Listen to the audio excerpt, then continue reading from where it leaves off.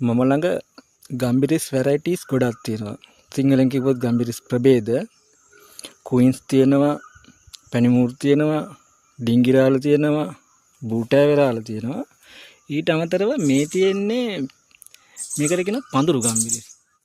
මේකේ විශේෂත්වය තමයි හැමදාම කරල් තියෙනවා. මේ බලන්න මේ ලපටි මල් තියෙනවා. ඒ වගේම මට මෑතකදී කඩන්න එන්න බැරි වුණා.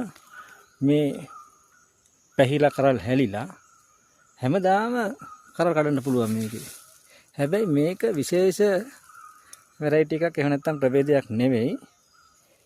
මේක පඳුරු ගම්බිරිස් කියන්නේ මෙන්න මේ වට අතු යන ඒවායින් තමයි මේක හදාගන්නේ. වට අතු වලින් හදාගත්තාම සාමාන්‍යයෙන් මාස 5කින් විතර අපිට පළදාව ගන්න පටන් ගන්න පුළුවන්. හුඟක්ම වාණිජ්‍ය වගාවක් නැතුව ගෙවතු වගාවක් විදිහට කරනවා නම් මේක හරිම හොඳයි. හැමදාම කරල් තිනින් හරි ලස්සනයි. පෝච්චියකුණත් හිටවන්න පුළුවන්.